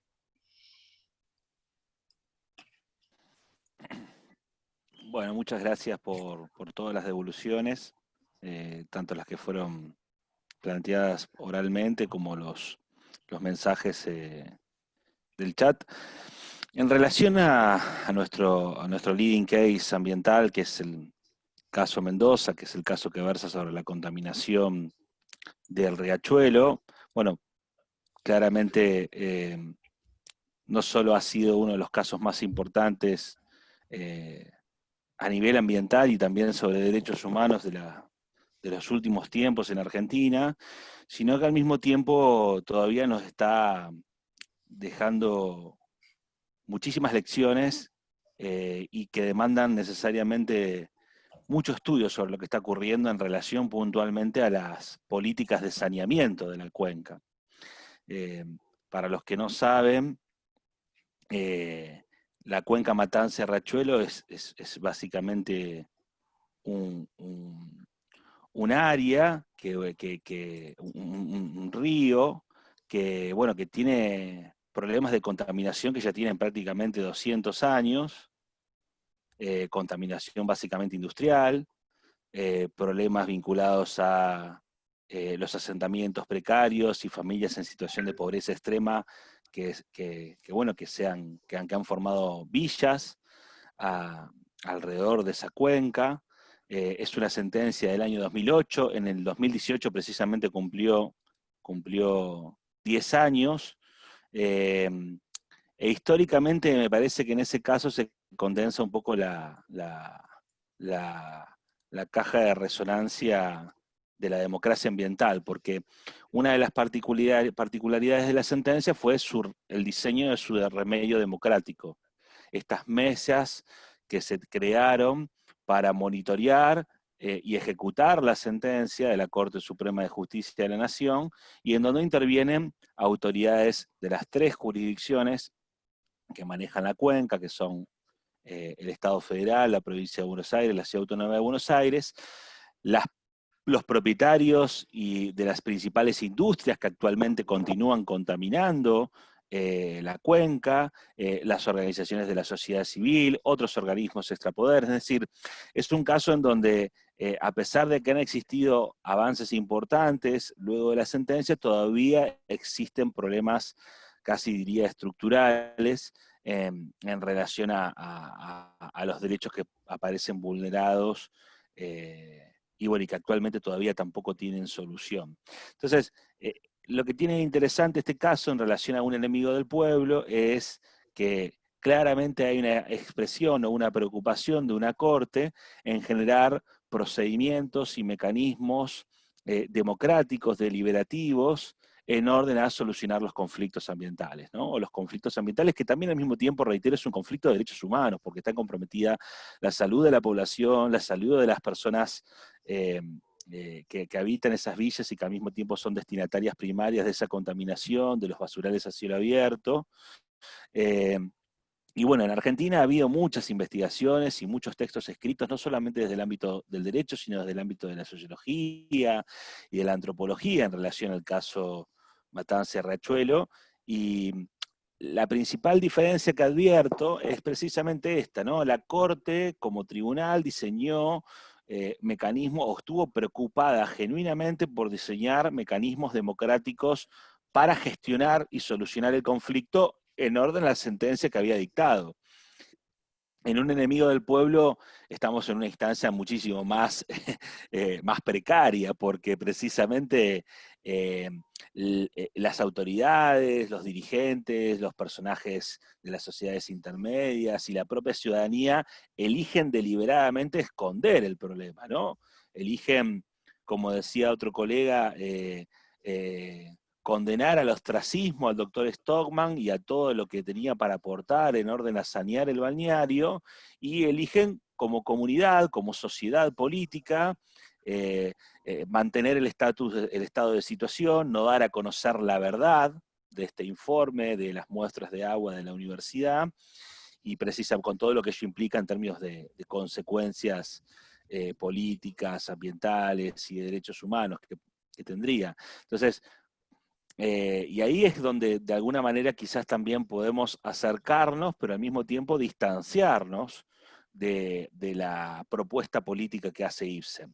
Ibsen, en este giro del acto cuarto hacia la asamblea, claramente hace una bajada de línea acerca de su desconfianza de los escenarios asamblearios democráticos, de las audiencias públicas incluso, porque la asamblea no deja de ser una audiencia pública donde concurren todos los principales interesados y actores que tienen algo para decir sobre la problemática, y ese tipo de democracia ambiental en Ibsen aparece claramente demonizada por la perspectiva política que Ibsen intenta de alguna manera compartir, de la mano de la voz del doctor Stockman.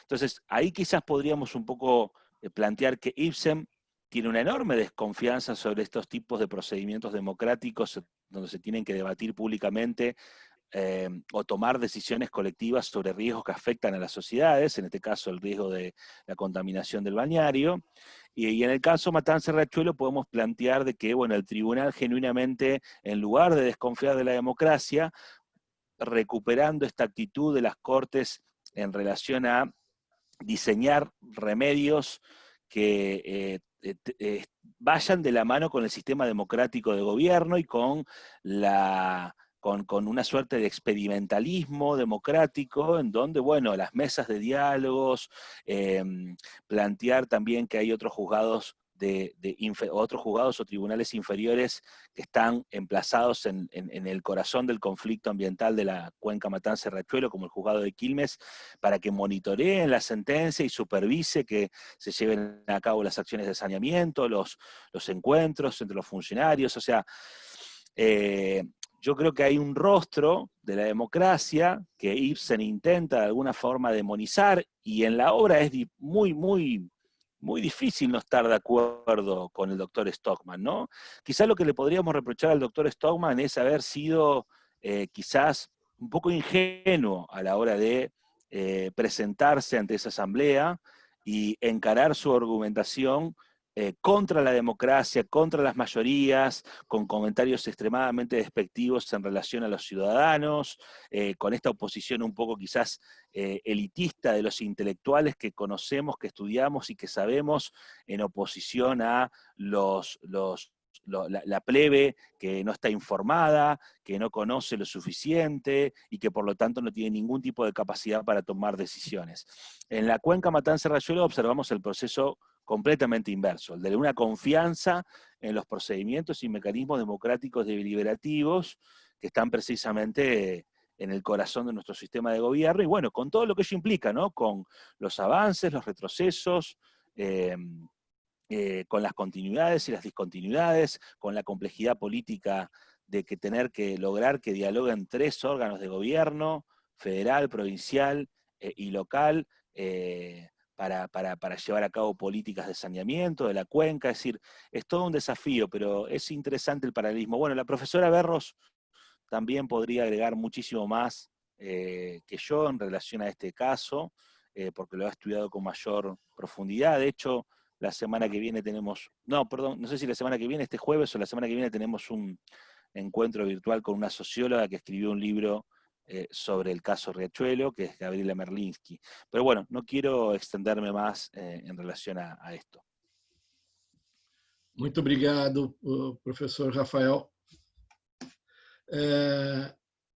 Se não houver mais nenhuma pergunta a ser feita, a Adriana gostaria de, professora Adriana Iose, gostaria de usar a palavra?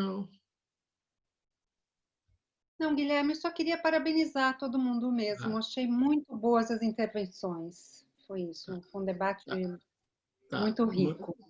Muito obrigado. Obrigado. Tá bom, obrigada a todos. Obrigado. Então, eu agradeço aqui, eu vou registrar aqui a presença da professora Adriana Iose, professor Carlos Marés, César Fernando Pisa, Dulce,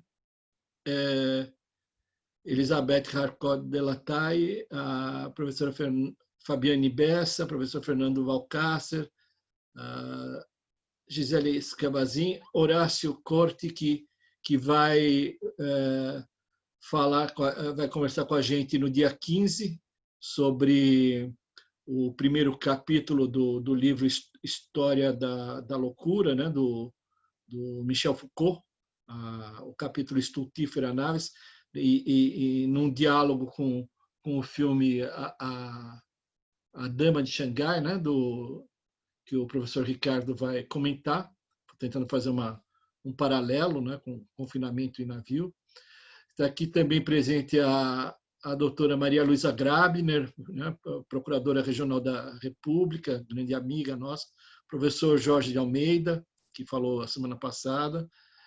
Alguns nomes eu vejo aqui só pelo primeiro nome, não sei quem são, José Aparecido, José Luiz Said, a quem eu vou pedir que anuncie o expositor da semana que vem, o nosso presidente do IBAP, José Nuzineto, Laura, Maria Madeleine, Maísa, professor Manuel Jacques, o professor Marcelo Sodré, da PUC de São Paulo, a professora Marisa Medeiros Santos, o doutor Maximiliano Cruzeira Neto, a professora Nora Rachman, a Renata Lourenço, o professor Ricardo Stanciola, e quem mais? Deixa eu ver se tem mais alguém. Acho que a professora Sheila Pitombeira, a Tayane Bueno de Andrade, a professora Temis Aline Calcavecchia e a professora Valéria Berros, que também vai estar falando com a gente no dia 22. Então, vou pedir só ao professor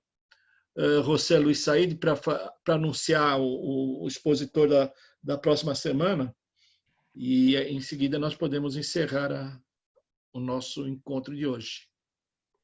Bien, la semana próxima vamos a escuchar al profesor Juan Raposo de la Universidad de A Coruña, en Galicia, España, quien va a exponer sobre un autor argentino, Oesterheld, y sobre un texto que es no es una obra de literatura clásica, sino es ¿cómo llamábamos? Se me ha ido el nombre. Historia en cuadrinhos en Brasil. Es una historieta, efectivamente, una historia en cuadriños, una historieta, que es El Eternauta. Pero que es una obra con una profundidad filosófica interesantísima. Y el profesor Raposo es un hombre es un jurista que va a poder explicarlo en profundidad porque lo ha estudiado desde muchos lugares, desde muchas perspectivas, y realmente le ha dedicado un estudio muy profundo. Se postergó su exposición porque ha tenido un problema de salud que afortunadamente ya está reponiéndose, así que hoy hablé con él y me confirmó que el miércoles próximo estará con nosotros. Gracias. Muito obrigado, José. O Rafael está mostrando aqui a capa do Eternauta. Perfeito. E nós íamos debater, né? Eu ia debater com o professor Raposo, ia falar sobre o Iluminado de Kubrick, mas infelizmente não foi possível. Nós vamos tentar convidar o Gavin Adams, que é um artista plástico, amigo nosso, amigo do Jorge também, que também conhece a obra, e ele mesmo é desenhista, também realiza quadrinhos, né, de cartoons, e com certeza vai ser um debate muito interessante. Então, agradeço a todos e a todas, e especialmente a professora Sandra Vasconcelos e o professor Rafael Colombo pela participação, e nós nos vemos, então, na próxima semana. A Nora está dizendo, a professora Nora Rachman está informando que existe uma edição brasileira da editora Martins Fontes dessa obra. Então, ela é acessível, dá tempo de todo mundo ler e conhecer. Realmente é um livro muito interessante. Então, muito obrigado. Essa gravação vai estar sendo colocada no YouTube, porque não foi possível fazer a transmissão ao vivo, mas vai ficar lá consignado. Então, até logo, até a próxima semana. Hasta miércoles. Chao, hasta luego. Tchau. Muchas gracias. Tchau, tchau, tchau. Obrigada a todos. Obrigado, Tê. Tchau, tchau. Obrigada. Tchau. Gracias. Tchau a todos. Tchau, Guilherme. Tchau.